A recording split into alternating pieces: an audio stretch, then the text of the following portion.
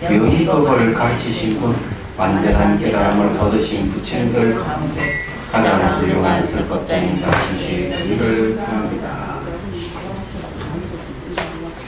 자, 몇 페이지를 보는가 하면은 186페이지를 보십시오.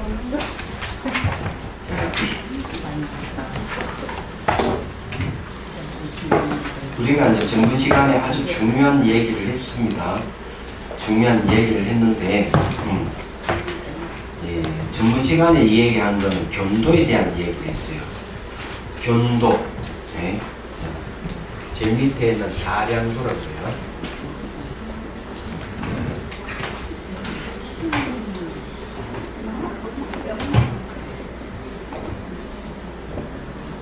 자량도라고 하는 거는 이제 복과 지혜라는 식량을 얻는 단계예요. 그 다음에 자량도에서 올라가면은 가행도가 있어요. 가행도는 이제 지와 간을 쌍수하는 단계예요. 가행도에서 이제 견도로 갑니다. 이 도락하는 건 길도 되지만은 수단 방법이라도 됩니다. 자, 견도에 가면은 이제 주객이 사라진 거죠. 그리고 모든 걸 평등하게 볼 수 있는 경계로 오는 거죠. 그 다음에 이제 수도로 갑니다. 수도는 바로 이제 여기서부터 육바람미를 이제 닦는 걸 얘기해요. 그는 이제 전번 시간에는 견도에 대한 얘기를 했고, 오늘 또 수도에 대한 얘기를 할 겁니다. 이제 전번 시간에 이제 견도에서 아주 중요한 얘기를, 그러니까 도를 깨치는데, 견도는 뭔가 하면 이제 본성을 보는 걸 얘기합니다. 볼견자 그런 거예요. 마음의 본성을 이제 보는 게 이제 견도예요. 얘기하자면. 견도의 내용이 이제 재밌었어요. 머물지 않는 데에 머문다. 머물지 않는 데에 머물게 되면은, 머물지 않는 데는 없을 무예요. 그래서 그 무에 의해 가지고 머물지 않는 마음에 머무는 그 마음도 사라져요. 사라짐으로 해서 이제 마음의 본성 공적함에 이제 들어가는 걸 얘기를 했습니다. 그런 게 아주 중요하게 이제 얘기를 했던 부분이에요. 이제 그거는 이제 어디에 나오는가? 182페이지 보면은 나옵니다. 예. 182페이지에 나오니까 이거는 여러분들이 한번 읽어보시면 좋겠어요. 특히 이제 183편 논의에 보면은 이제 아주 중요한 부분이 있는데, 거기에서 이제 몸을 닿는데 머무는 걸 뭐라 하는가 하면은 물을 취하여, 아무것도 없는 물을 취하여 일어난다. 얘기. 한 생각이 지나면 물을 취하지 않는다. 물을 취하지 않기 때문에 취하는 마음이 일어나지 않는다. 이 견도예요. 농소가 완전히 끊어져서 평등하고 평등한 상태로 들어갔다는 얘기. 그건 여러분들이 읽어보시면 아주 중요한 부분이에요. 자, 186페이지로 경험해 보십시오. 자, 이때 이제 이 공적한 마음에 이제 마음의 본성이 뭐냐? 공적하다고 했어요. 공적한 마음에서 육바라밀이 나옵니다. 이건 수도를 얘기합니다. 자, 읽어볼게요. 선남자야, 마음과 법을 내지 않으면 곧 의지함이 없어지고 모든 행위에 머물지 않으면 마음이 항상 공적하여 다른 상이 없다. 자, 우리가 의지함이 없다 하는 것은 공간 쪽을 비웠다는 거죠. 행위에 머물지 않다 하는 시간을 초월했다는 얘기예요. 비유하자면 저 허공의 움직임과 머무름이 없었어. 일어남도 없고 자기함이 없으면 저것도 없고 이것도 없는 것 같다. 공한 마음의 눈을 얻고 법공의 몸을 얻으면 오음과 육이 모두 다 공적해진다. 여기 이제 비유하자면 저 호공에 이런 말인데 깨달음은 반드시 호공을 비유로 들어서 얘기합니다. 호공은 깨달음은 아니에요. 호공은 깨달음이 아닌데 깨달음을 호공에 비유를 해서 이건 비유입니다. 자, 비유를 왜 비유를 들어서 하는가 하면 비유의 특징은 이제 경지를 깨침이 경지를 표현하는데 즉각적으로 표현하기 어려울 때는 항상 비유를 들어서 표현한다. 그게 비유의 뜻이에요. 그래서 깨달은 마음, 공적한 마음을 어떻게 비유하느냐? 호공에 비유했어. 호공이 가고 오면 없고 일어나고 사라짐이 없듯이 내 마음의 본성도 그와 같다. 이렇게 얘기를 하는 거예요. 말하자면. 그래서 요 이제 그런 얘기를 합니다. 여기에 대해서 이제 원효 스님께서 하나하나 설명을 하고 있어요. 특히 거기에 공한 마음의 눈 가는 거는 마음이 이제 눈을 그런 지혜를 얘기하죠. 법공의 몸 가는 법신을 얘기합니다. 그렇기 때문에 여기서 얘기하는 것은 전부 다 깨달음에 대한 내용이에요. 자, 논 한번 봅시다. 자, 이 아래는 두 번째로 거듭 나타낸 것이다. 이 가운데 두 가지가 있으니 먼저 모든 상을 멀리 떠나 삼세, 과거, 현재, 미래 두루함을 나타내었고 과거, 현재, 미래 두루하다고 하는 것은 뭡니까? 생로병사가 없다는 거예요. 생로병사는 과거, 현재, 미래로 이렇게 흘러가는데 이게 삼세를 두루함을 나타내는 건 뭔가 생로병사가 없다, 죽음이 없다는 거죠. 뒤에 법계를 수순하여 육바라미를 갖추고 닦음을 나타내었다. 자, 처음 가운데 세 구절이 있으니 덕과 비유와 합이다 했어요. 굉장히 이게 이제 논리적으로 설명하는 겁니다. 자, 마음과 법을 내지 않는다는 것은 앞에서 바로 대답한 구절을 나타낸 것이다. 곧 의지함이 없어진다는 것은 공간적으로는 능이와 소리의 다름이 없다는 것이고 능이가 능이 의지하는 주체, 소위는 의지할 바의 대상, 이 두 가지가 다름이 없다는 것이고 주객이 없다. 모든 행위에 머물지 않는다는 것은 시간적으로 과거와 미래, 현재 행위가 없다는 것이다. 그럼 어떠한 행위도 없다. 그냥 마음의 움직임이 없을 때 행위가 없다 이렇게 얘기합니다. 마음의 움직임이 없다. 우리가 저게 극기명상 우리 저게 장경론에서 했지 않습니까? 장경궁에서 했을 때 그냥 보고 그냥 듣고 그냥 느끼고 그냥 알아차리고 그 다음에 그때 마음의 스위치를 끄라 이러겠죠. 그러니까 우리는 보려고 하고 들으려고 하고 느끼려고 하는 게 있어요. 뭘 알려고 하는 마음이 있어요. 그래서 이거를 할 때 보려고 하기 때문에 그냥 봐라. 들으려고 하는 마음이 있기에 그냥 들으라. 느끼려고 하지 말 그냥 느끼라. 그냥 알려고 하지 말 그냥 알아차리고 있으라. 이거는 견문각지라고 그래요. 그래 해놓고 끝에 그 마음을 스위치를 끄라 그런 거죠. 처음엔 잘 안 될 것 같아도 반복하다 보면 진짜 마음의 스위치를 끈다거나 마음이 딱 멈춰지는 거예요. 마음이 딱 멈춰질 때 비로소 이제 진실이 드러나는 거예요. 그때부터.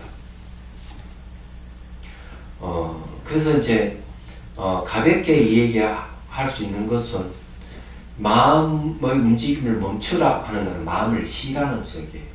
마음이 쉬면 몸도 같이 쉬어지는 거예요. 그러면 그래 가만히 있으면 몸이 기분이 왕성하게 일어나면서 몸이 가벼워지는 현상이 생겨요. 머리도 시원해지고 그렇습니다. 마음이 움직임이 있으면은 몸이 무거워져요. 그래 망상이 많이 생기고 그런 것을 이제 하고자 하는 마음만 딱 멈춰버리면은 뭔가 마음이 쉬는 거예요. 우리 걷기 명상을 할 때 그거 하는 이유가 그거예요. 얘기하자면 그래서 이제 여기서도 이제 얘기가 마음의 움직임이 없다는 걸 얘기를 하죠. 이거는 본성을 얘기합니다. 우리가 창경궁에서 하는 것은 방편을 써서 우선 마음을 멈추게 하는 거죠. 사실 마음을 멈췄을 때 이제 나타나는 경계가 이 산물들이 한눈에 다 들어오는 거. 그러니까 시야가 확 넓어졌다는 얘기. 소리도 한꺼번에 들린다거나 의식 공간이 확 넓어졌다는 얘기. 그건 주의가 아주 조용해지는 게 있어요. 마음의 움직임이 없기 때문에 주의가 고요한 거예요. 내 마음의 움직임이 있으면 주의가 시끄럽게 들리거든. 왜? 마음의 움직임이니까 대상은 반응해서 일어나기 때문에. 대상이 반응하는 마음이 딱 멈춰버리니까 주의가 고요해지는 거예요. 얘기하자면. 그래서 제가 멘트를 할 때, 그렇게 스위치를 껐을 때 전체가 다 보이느냐, 소리가 다 같이 들리느냐, 고요해졌느냐 묻는 이유가 그거예요. 그걸 조금 되면은 그건 잘 됐다. 거기서 한 발 더 나가면은 한꺼번에 들어오는 이 세계가 상호 의존 관계가 보이고 지나가는 소리가 이 실체가 없이 머물지 않고 그냥 지나가는 거예요. 그때서야 비로소 단말을 보기 시작하는 거예요. 다른말을 보기 위해서 마음을 멈출 필요가 있기 때문에 그런 방편을 쓰는 거죠. 다른 건 없어요. 근데 여기서 얘기하는 건 마음 자체가 공적하다는 걸 얘기해요. 마음 자체가 공적하기 때문에 의지하는 것이 없고 자기의 행위에 머무는 것도 없다. 이걸 얘기해요. 그래서 항상 공적에 단상이 없다. 이렇게 얘기를 해버리는 거예요. 얘기하자면. 그래서 거기서 모든 행위에 머물지 않는다는 것은 시간적으로 과거와 미래와 현재의 행위가 없다는 것이죠. 자, 이 말은 무슨 말이냐면 공적한 마음 상태를 얻으면 내가 걸어가더라도 걸어가는 주체가 없이 공격하다는 거 얘기하죠. 그래서 모양은 보면 움직임이 있는데 움직임 속에는 움직임 주체가 없어요. 이런 이야기는 어디서 하느냐? 바로 중론에서 이 얘기를 하는 겁니다. 가는 주체가 없다. 또 행위를 다 살펴보면 그 행위 하나가 전부 다 관계성 속에서 이루어지기 때문에 독립된 개체로서의 자아가 없어요. 또 실체가 없어요. 그냥 무아라고 그러고 또 공이라고 하는 이유 그겁니다. 움직인다 하는 자체가 뭐가 없느냐? 자립하는 게 없다는 뜻이에요. 움직이는 자체가 공하다는 얘기. 그래서 그게 이제 공적하다는 걸 얘기를 하는 겁니다. 그래서 여기서 이야기하는 건 시간적으로 과거와 미래와 현재 행위가 없다는 것이다. 과거와 미래가 없기 때문에 마음이 항상 공적하며. 자, 과거, 미래가 없기 때문에 마음이 공적하다는 말이 뭔가 하면 과거가 미래가 없으면 현재는 있습니까? 없어요. 과거, 미래 없으면 현재가 없는 거예요. 그러니까 마음 움직임이 없이 공적하다는 거죠. 너무 간단해요. 그래서 이게 다르마를 깨닫는 방법이 뭐냐면 항상 과거, 현재, 미래 나눠 봐야 된다. 제가 얘기했잖아요. 오전에 제가 종을 치면서 얘기했던 이유가 그겁니다. 이 종소리가 그거 같은 거죠. 소리가 어디에 소리에 초점 맞추면 안 돼요. 소리가 지나가면서 머물지 않는데 초점 맞춰야 됩니다. 근데 그것이 안 될 때는 어떻게 해야 되느냐? 소리를 우리가 판단할 때 과거, 현재, 미래로 나눠가지고 지나간 소리는 돌아오지 않을 수 없고 미래의 소리는 오지 않을 수 없다 이야. 현재의 소리는 딱 두 가지예요. 일어남, 사라짐. 일어나는 걸 생이라고 그러죠. 사라지는 걸 멸이라고 얘기하죠. 이 두 가지를 딱 관찰하는 거죠. 그럼 이 두 가지 일어나고 사라짐을 관찰할 때 다시 뭘 관찰했느냐? 머물지 않는다. 이 머물지 않음을 관찰하는 게 중요한 거예요. 그래서 초점을 머물지 않는데 초점 맞춰가지고 여기에 머물러야 되는 거죠. 그래서 항상 과거, 현재, 미래를 나누는 거죠. 그 여기에 머무는 건 요건 뭐예요? 마음이에요.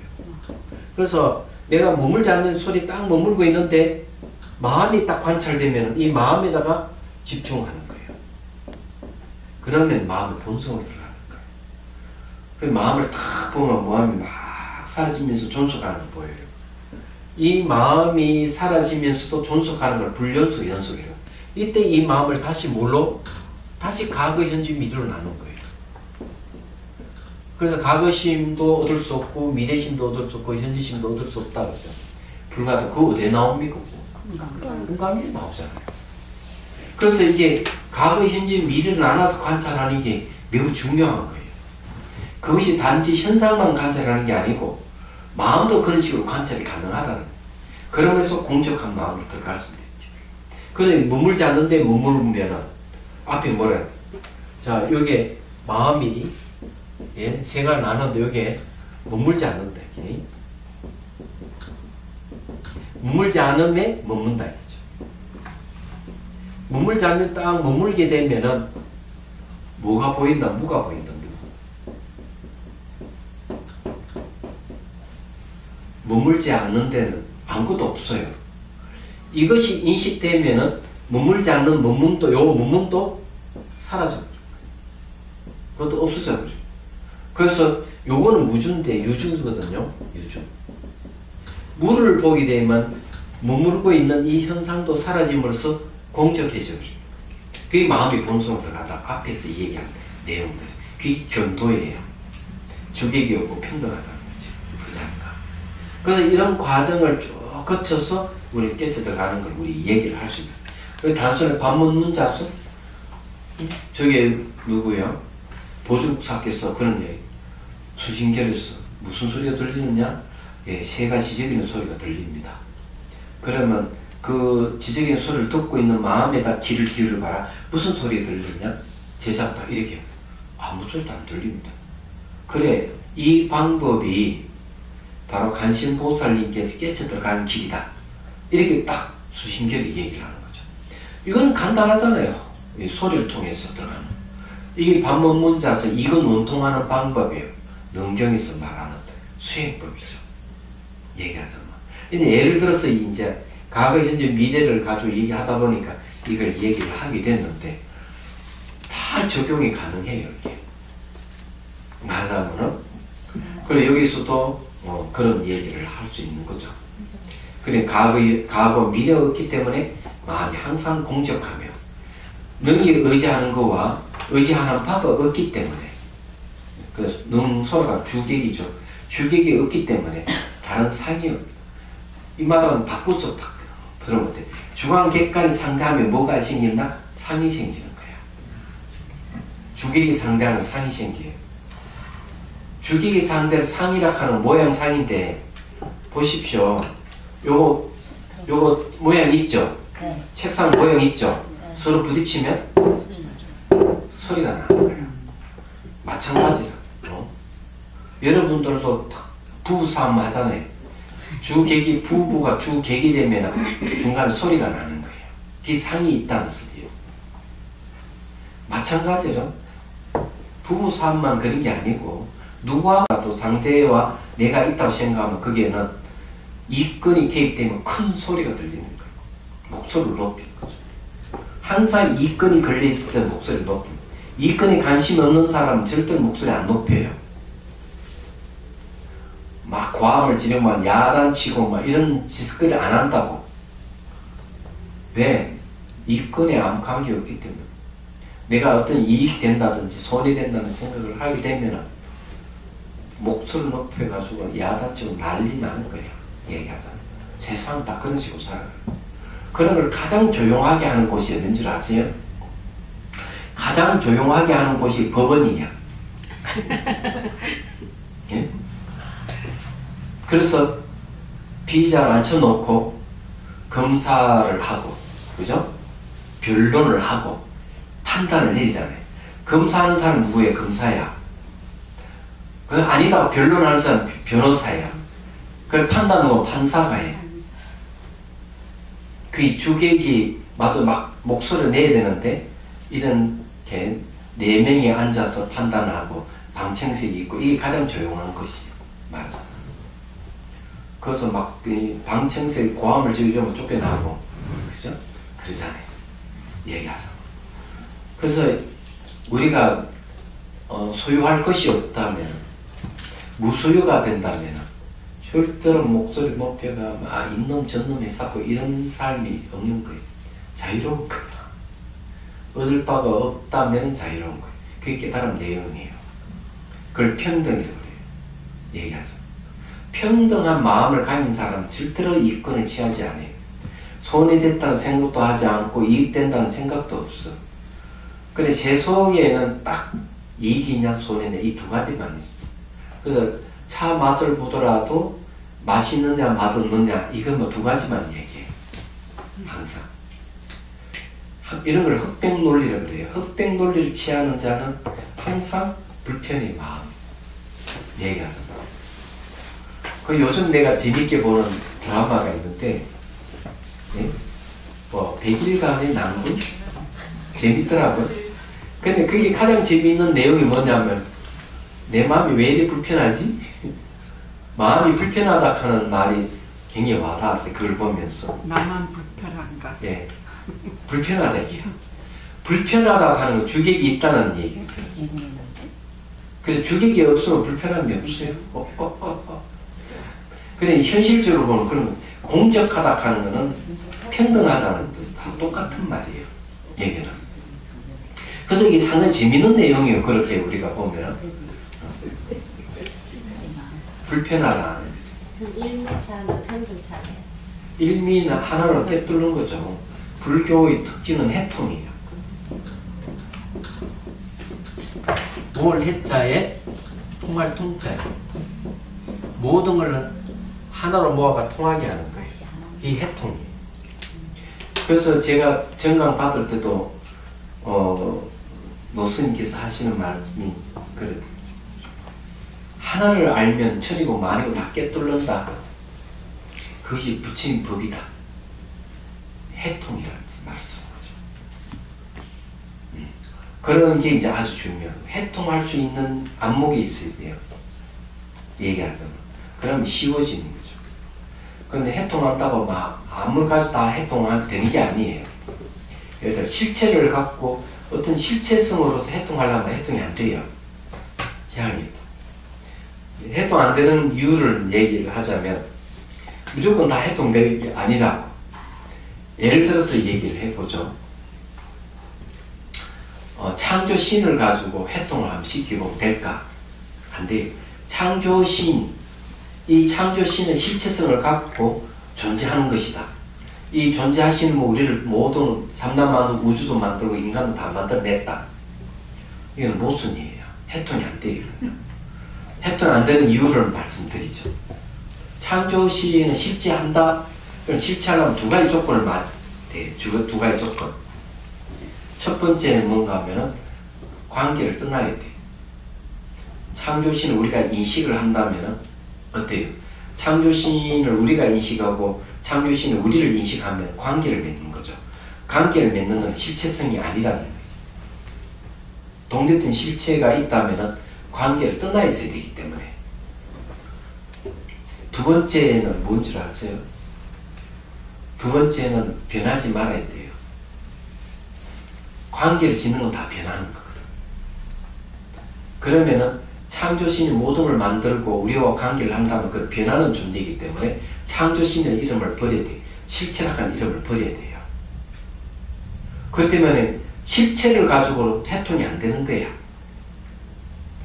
금방 알 수 있어요. 그럼 창조신이 실체성이 없다고 그러면 왜 돼요? 모든 상호 의존 관계를 갖고 소통이죠. 소통은 전부 다 하나로 소통이 가능한 거예요. 해통이 되는 거예요. 희한하죠. 그건 본질이 비어있다는 거죠. 그래서 원효 스님께서 대승 기신론소에서 얘기하는 내용이 뭐냐면 부처님과 소통이 되는 얘기를 하죠. 네. 우리가 부처님 기도를 하면은 부처님 응답을 해준다 이게요. 왜 응답해 주느냐? 부처님 자체가 실체성이 없기 때문에 그런 거예요. 실체가 없다 하는 건 공적하다는 거죠. 우리가 여기 논하는 공적인 거예요. 이 공적한 마음이 바뀌지 않는 겁니다. 이게 실체는 아니에요. 공적하기 때문에 다 소통이 가능해요. 희한하게도 역설적이죠. 그러니 그런 이야기 이제 뒤에 가면 합니다. 또 한번 봅시다.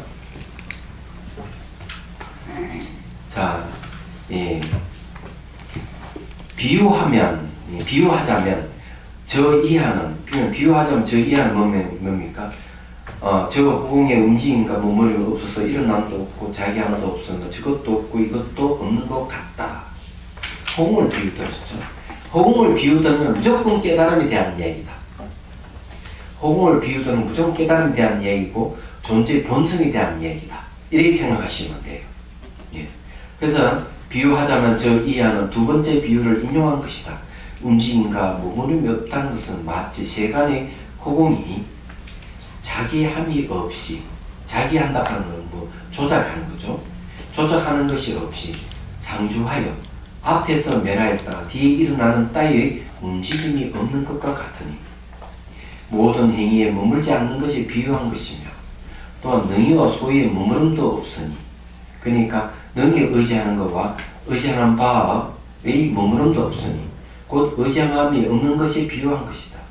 일어남도 없고 자기함도 없다는 것은 마음에 항상 공적한 것 같고 저것도 없고 이것도 없다는 것은 다른 상이 없는 것과 다르지 않다. 자, 상이 없다. 자, 이 말은 뭔가 하면요. 이것도 없고 저것도 없다 하면 인과가 없다는 소리입니다. 인과.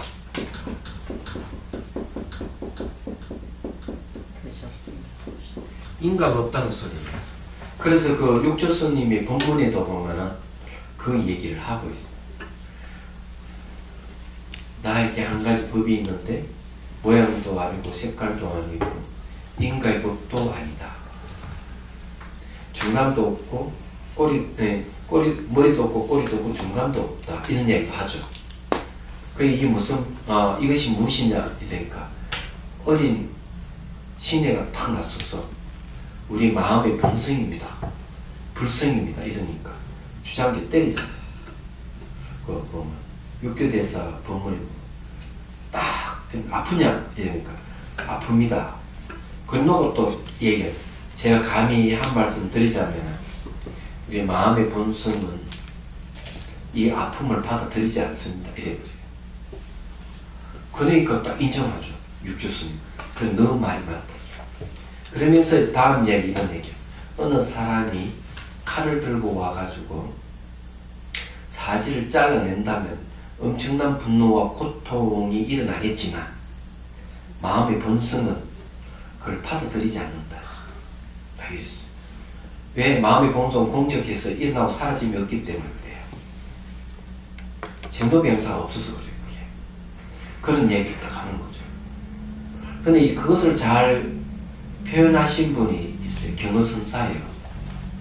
지금 이야기하면 육조 단경이 나오는 얘기가 아닙니다.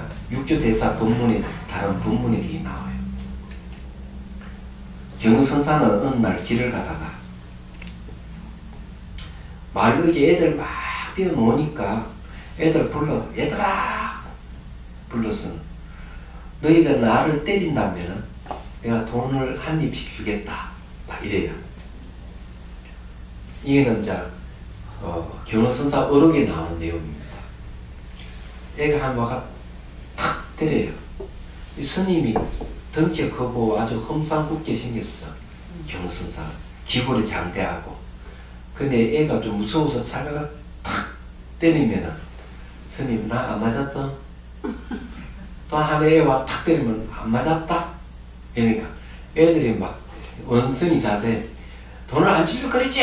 예, 준다 때려라. 돈을 한 입 주면서 안 맞았다 그래요. 몸은 맞았다 하는 감각이 있는지 마음의 본성은 그걸 받아들이지 않기 때문에 그런 거예요. 얘기하죠. 그거와 비슷한 얘기가 율장에도 비슷한 얘기 있다 그러네요. 이쁜 여자가 아란의 몸에 기름을 싹 발라준대. 그러면 아란은 반응이 있어야 될 건데 반응이 없대. 아 이쁜 여자 기름 발라주면 좋아해야 될 거 아니에요. 반응이 없대. 칼을 둘러가지고 아란의 사지를 잘라내도 반응이 없대. 반응을 안 하는 거예요. 그게 아란이랍니다. 마음의 본성이 공적함을 알게 되면 그런 건강경이 나오잖아요. 할절신체 하잖아요. 그게 누굽니까? 가리왕이 잘라내잖아요. 그래도 전혀 숨을 안 내잖아요. 마음의 본성이 공적하기 때문에. 그러면 이해가 되시죠?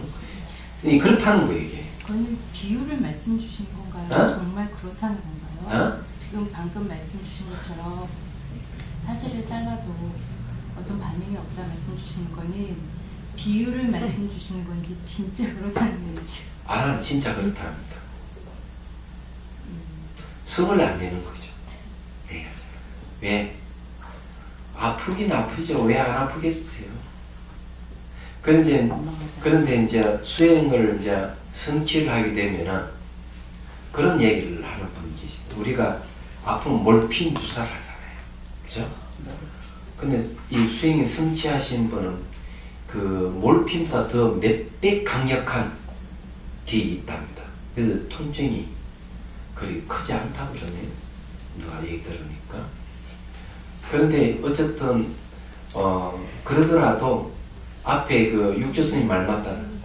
사지를 잘라내면 엄청난 통증이 일어나 분노가 일어나지만 마음 자체는 그런 거 안 받아들인다. 얘기하죠. 마음은 청정해서 생로병사가 없기 때문에 전혀 다르다는 얘기죠. 말하자면. 그렇게 생각하는 게 훨씬 좋겠습니다. 부처님도 뭐 춘다의 공양을 받고 난 뒤에 설사를 하거든, 며칠 동안.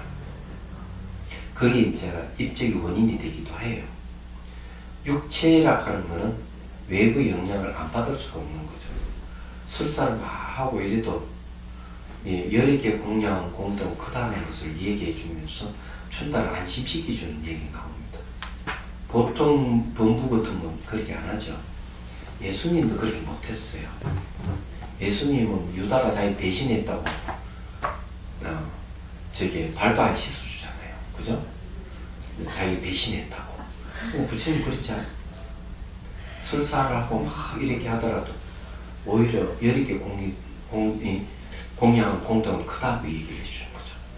내려하자마. 비교가 안 되죠. 예를 들어 밀라데파 같은 이가 누가 더 죽이려고 마음 먹고 가요. 그 우유 죽을 공양 올리잖아요. 막 먹고 마시고는 탁 내려놓고 당신 욕도 탄줄 내가 안다. 그러면서 죽어가는 순간에도 그 상대에 법문을 해줘요. 얘기하자마. 그러면은 뭐 밀라데법은 그런 건 아니에요. 제파락하는 논사도 그렇게 했어요. 몰래 와가지고 상대가 대론하는 체 하면서 칼을 들고 배를 찌르거든요. 창자를 도려내요. 그 기록에 보면. 그러면 창자가 쏟아지니까 배를 이렇게 움켜쥐고 당신 여기 있으면 내 제자에게 붙들어 죽을 것이다. 뒤쪽으로 길이서 빨리 도망가라. 이렇게 해준다고. 아니 자기를 죽인 사람을 왜 그렇게 하겠어요? 마음은 가고옴이 없고 일어나고 사라지면 공적하기 때문에 그런 거예요. 원함이라 하는 게 뭐가 있겠어요? 잘 없는 거예요. 그냥 그런 걸 이제 우리가 알 수가 있는 거예요. 대단한 내용들이에요. 그러면요, 우리 유종들이 살 때 일상생활에서 기분 나쁜 소리를 하잖아요. 이렇게 말은 안 하지만 속에서는 기분 나쁜 게 있거든요. 그럴 때 마음은 공적하기 때문에 당신이 그런 말을 해도 나는 움직이진 않는다. 이렇게 생각을 해야 되는 거예요. 그런 생각을 하면 어느 정도는 효과가 있을는지 모르지만 예. 제가 얘기했잖아요. 무상관찰, 가외님이나 이거 참 무상관찰 해가지고 예. 확실하게 그런 이제 관찰하는 힘이 있으면 반응하는 감정이 탁 올라오면 그 감정을 과거에 이제 미래 나라 관찰만 해도 딱 멈춰지는 거죠. 멈춰져요? 네, 그럼요. 공적하다고 생각 안 해도. 그렇게 알만 생각해도 멈춰지지가 않는 거예요. 근데 생각은 체험이 아니기 때문에. 예. 실제로 이제 날마다 중체하면서 관찰하십시오. 네. 네. 이 종이 없으면 그 노체 밖으로 괜찮아요. 노체 밖으로 지금 소리 나니까. 아, 정말 괴로워요. 네. 예. 그렇게 해. 예. 연습하시지. 알겠습니다. 수행 나가고 연습도 안 하면서 하니까 잘 이해가 안 되는 거죠. 자, 그 다음에요. 네.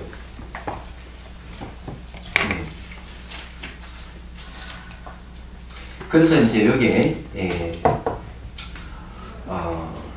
이하는 두 번째 비유를 인용한 것이다. 움직임과 머물이 없다는 것은 마치 세간의 호응에 자기함이 없이 상조의 앞에서 매랍에 뒤에 일어난 따위 움직임이 없는 것 같으니 모든 행위에 머물지 않는 것이 비유한 것이며 또한 능히와 소위에 머무를 도 없으니 곧 의지 안에 없는 것에 비유한 것이다.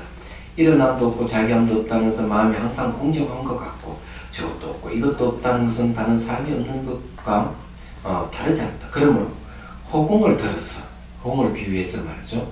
불생간에 비유한 것이다. 합 가운데 공한 마음의 눈을 얻었다고 하는 것은 능관의 마음을 일으키지 않음을 말미암아. 자, 공한 마음의 눈을 얻었으니까 뭡니까? 주관의 마음도 비어있다는 거죠. 그러면은 대상을 관찰하는 마음이 없는 거예요. 그래서 능관의 마음을 일으키지 않음으로 말미암아 관찰하지 못하는 것이 없기 때문이며, 관찰하지 못하는 것이 없다는 말은 뭡니까? 대상 공으로 본다는 얘기예요. 법공의 몸을 얻었다 하는 것은 소관, 관찰되는 바의 법은 달마예요. 법을 일으키지 않음으로 말미암아 평등한 법신을 얻기 때문입니다. 그래서 이게 법이 공하다, 법공이라, 법공의 몸이라 하는 법신을 얻는다는 얘기예요. 말하자면. 그래서 오음이 모두 공하다 하는 것은 오음이 하는 오온을 얘기합니다. 반야신경에서 나오죠. 조견 오온 개공, 그걸 얘기합니다. 오온이 공함을 비춰봤다.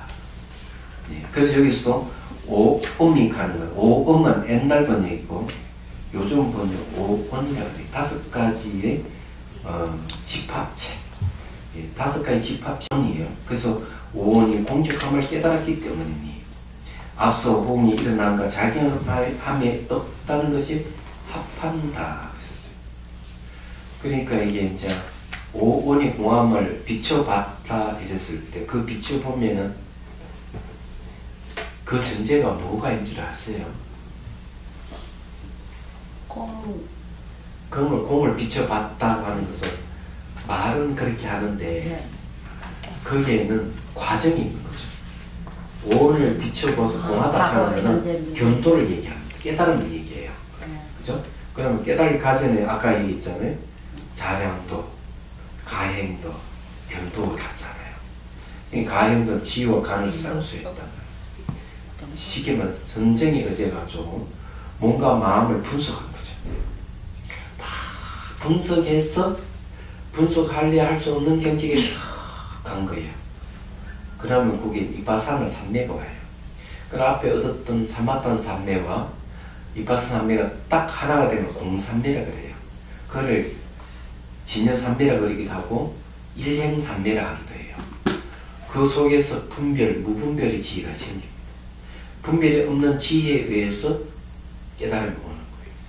그게 주관, 객관이 사라지고 중생과 부처가 평등하고 법계가 하나인 줄 안다. 이게 이제 깨달음인데요. 그게 뭐냐면 오온이 공적함을 봤다는 소리 똑같은 말이에요. 말하자면. 근데 우리는 비춰봤다고 하는 그 속에는 단순한 게 아닙니다. 그 이전의 수행의 과정을 거쳐왔다는 얘기예요. 말하자면. 네, 그런 걸 우리가 이해를 해야 돼요. 여기 지금 현재 금강삼매경의 얘기는 일미관행이라고 하죠. 일미관행.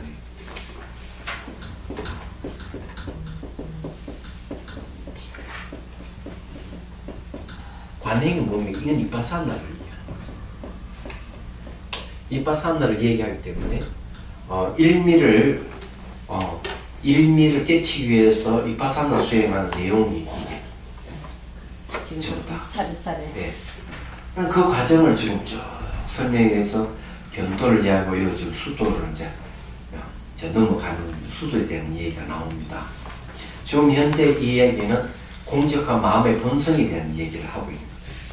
그렇게 되었을 때 그것을 계속 또 이파사나 알아차림을 일미간행을 좀 대한 이야기인데 여기 지금 현재 여기 이야기하는 깨달음 내용이 공적한 것 대한 내용이라는 거지.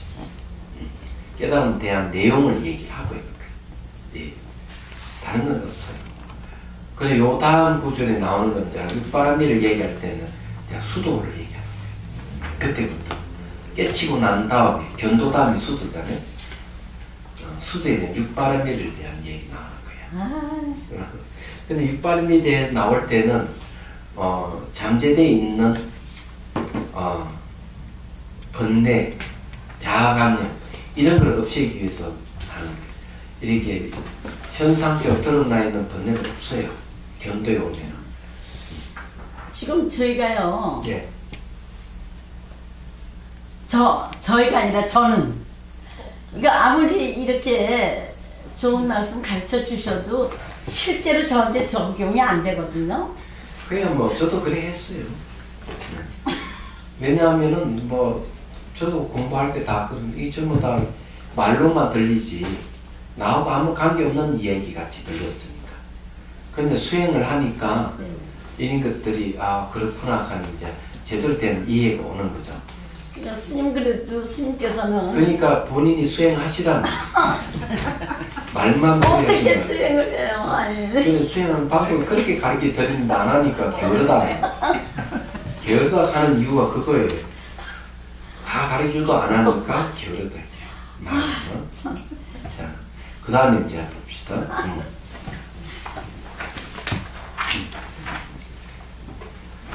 자, 거기에 이제 보면은, 네. 오온이 공적함을 깨달았기 때문이니, 앞서 호응이 일어난가 자기함이 없다는 것이 합한다. 호응은 비유입니다. 육, 입이 모두 공적하다 하는 것은, 육입은 이제 몸을 얘기하죠. 그러니까 감각기관이죠. 그러면 결국 몸입니다. 예, 몸이 모두 공적하다 하는 것은 법고의 몸을 얻었어. 법고의 몸이 뭐예요? 법신이 얻었다 얘기죠. 육체의 한계를 벗어났다 이 말이에요. 내외의 육입이 공적함을 두루 하였기 때문이니 앞서 호응에 피차가 없다는 것이 합한다. 호응에 비유해서 처음 다 설명했다. 자, 그 다음에 이제 188페이지 넘어옵니다. 자, 이때 이제 수도가 일어나는 것에 대해서 얘기를 합니다. 자, 경위 봅시다. 선남자야, 공적한 법을 따르는 자는 상계에 의지하지 않고, 욕계, 색계, 무색계에 의지하지 않는다. 이건 바로 부시바람밀에 해당합니다. 계율의 상에 머물지 않으며, 이 지계바람밀이에요. 왜 계율의 상에 머물지 않느냐? 벌써 익혀져 있는데, 따로 상에 머물 필요가 뭐 있겠어요? 다 익혀져 있다, 이게요. 그 다음에 청정하에 망념이 없고, 청정 망념이 없는 건 인욕바람밀을 얘기합니다. 이거는 다 논술에 나오는 얘기예요. 청정하에 망념이 없다는 거는 인욕바람밀이에요. 인욕의 내용은 무아예요. 그래서 상대가 나를 모욕을 주고 이래 하더라도 마음에 망념이 없다, 이게요. 내락하는 생각이 없다, 이런 소리예요. 얘기하잖아요. 그 다음 거두드림도 없고 놓아버림도 없으면 이게 정진이에요. 우리가 정진한다면 뭘 거두드리고 놓아버리는 게 있어야 될 건데, 이건 이 공적한 마음 상태에는 거두드림도 없고 놓아버림도 없는 건 정진하고 관계된다는 거죠. 예, 자성이 건강 같다. 이 자성은 그냥 스스로 자자가 들었는데 이건 성품 성자를 보면 돼요. 성품이 건강과 같아서, 건강은 비유를 들어서 얘기하죠. 건강은 단단하다 얘기죠. 선정의 비유. 깨지지 않는 선정을 얘기합니다. 그래서 선정을 얻은 사람은 외부에 어떤 충격을 가해도 마음에 동요가 없어요. 그래서 이 자생 건강이 같다는 것은 선정바람미를 얘기합니다. 삼부를 무너뜨리지 않으니 불법성 삼부를 무너뜨리지 않는다 이게요. 이거는 바로 지혜를 얘기합니다. 지혜의 눈으로 세상을 보면은 무너뜨리는 게 없어요. 생기는 것도 없고요.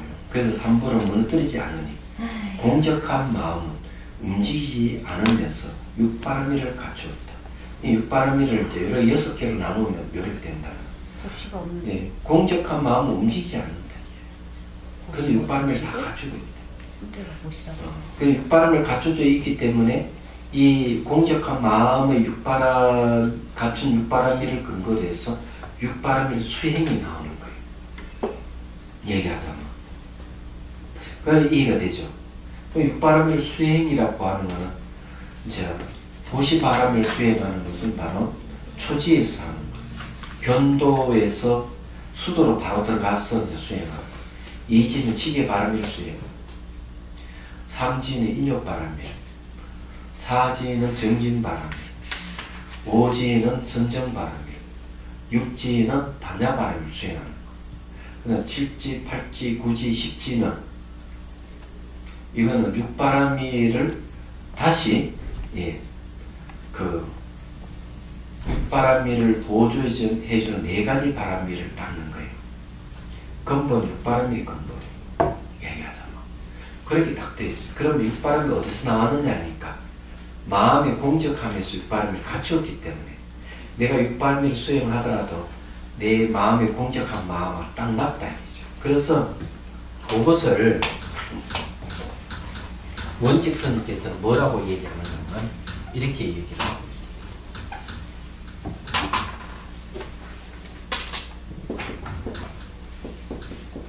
경, 행, 과가 이렇게 딱딱 맞아야 되는데 경은 이제 뭔가 하면 진여를 얘기합니다. 진여의 다른 이름이 뭐냐면 공적을 얘기합니다. 그래서 공적하면 이제 지의 다른 이름, 진여의 다른 이름이에요. 그럼 요 행은 뭐 육바람일이에요. 육도 육바람일이에요. 결과가 뭐냐면 진여를 깨닫는 거예요. 진여를 깨닫는 거예요. 그러면 이 육바람이도 어디 나오냐면 진여에서 나왔어요. 그런 진여를 수행을 함으로 해서 번뇌를 다 없애버리니까 진여가 다시 완벽하게 드러나는 거예요. 이건 이때 이 진여는 은의 뜻이죠. 숨어있다. 진여는 번뇌망상 사이에 있는 거예요.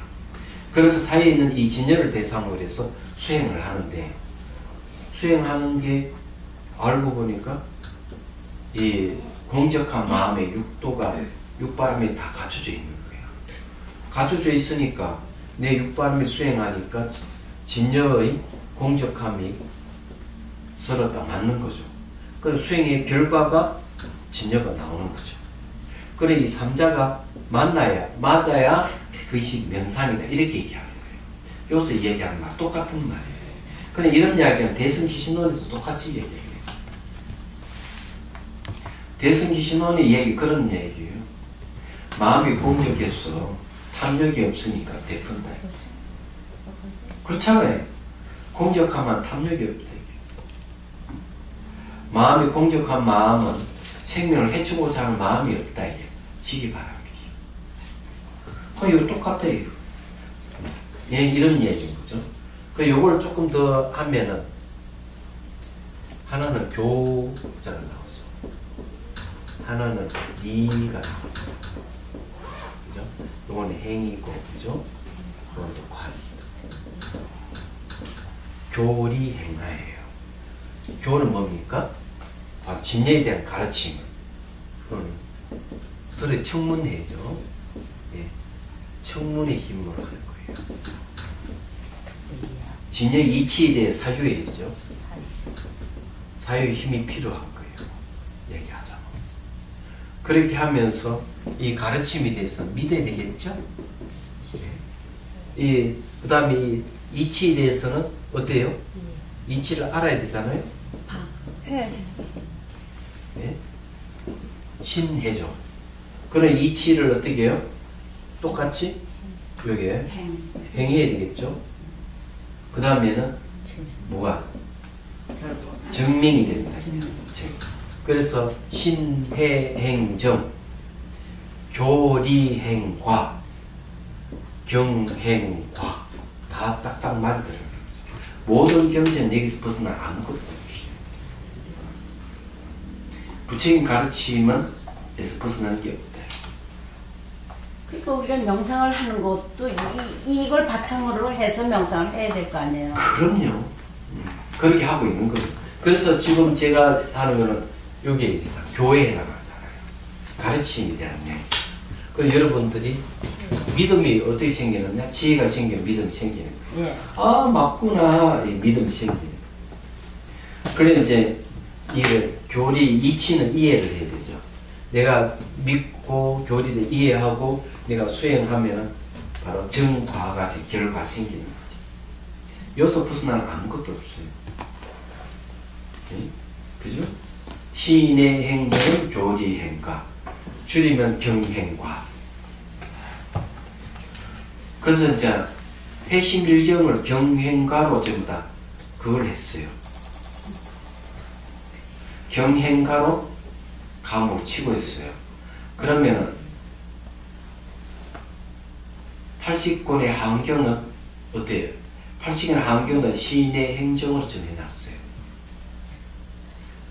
그 벗어나는 게 아무것도 없어요. 그럼 이해가 되시죠? 이게 뭐 전부 다시 써드릴까? 아니 뭐 어려울 거 없지 뭐. 어렵죠. 실제로 행해야 되니까 어렵죠. 안 하니까 게을러서 그런 것이지. 뭘 그래. 훌륭 공부해야 될까봐 개발. 수행을 하라는 거지. 자 보니 하나쯤에 되겠어요. 진, 그동안 싸운 법인 해, 행, 전. 그러면 뭘 믿으라는 말이지? 가르침이죠. 붓다의 가르침이죠. 그럼 뭘 이해해야 되죠? 그 이치를 이해해야 될 거 아니에요. 그죠? 그 행은 이렇게 행하면은 결과가 오는 거죠. 그럼 여기에 가르침의 내용이 뭐라 하는지 진열을 얘기하는 거죠. 예. 그럼 여기에서 금강산매 경우에서는 뭘 얘기하죠? 일미가 되겠습니다. 일미에 대한 가르침이죠. 얘기하죠. 그럼 거기에 대해 이치를 그러면 이제 내가 이 가르침에 대해 믿고 이치를 이해하잖아요. 그럼 믿음은 뭐예요? 이게 청문이죠. 본문을 들어서 이해가 생기고 하니까 믿음이 생기는 거죠.